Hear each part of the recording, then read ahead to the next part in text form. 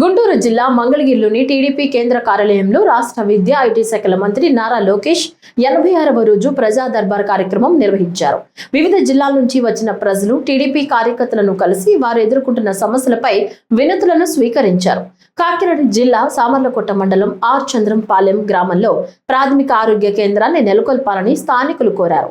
అనకాపల్లి జిల్లా మాడుగుల గ్రామంలో ఉన్న మసీదు శిథిలావస్థకు చేరుకుందని, నూతన మసీదు నిర్మాణానికి సాయం అందించాలని జామియా మసీదు కమిటీ సభ్యులు మంత్రి నారా లోకేష్ ను కలిసి విజ్ఞప్తి చేశారు. ఆయా వినతులను పరిశీలించి సమస్యల పరిష్కారానికి కృషి చేస్తామని మంత్రి లోకేష్ హామీ ఇచ్చారు. కార్యక్రమంలో భాగంగా సామాజిక అంశాలపై ప్రజల్లో చైతన్యం కలిగించేందుకు హిందూపూర్ నుంచి ప్రజా రాజధాని అమరావతి వరకు 713 కిలోమీటర్ల మేర సైకిల్ యాత్ర చేపట్టిన బోయ మంజునాథ్ను పార్టీ కేంద్ర కార్యాలయంలో కలిసి మంత్రి అభినందించారు. ఈ సందర్భంగా యాత్ర విశేషాలను అడిగి తెలుసుకున్నారు. అన్ని విధాలా అండగా ఉంటానని హామీ ఇచ్చారు.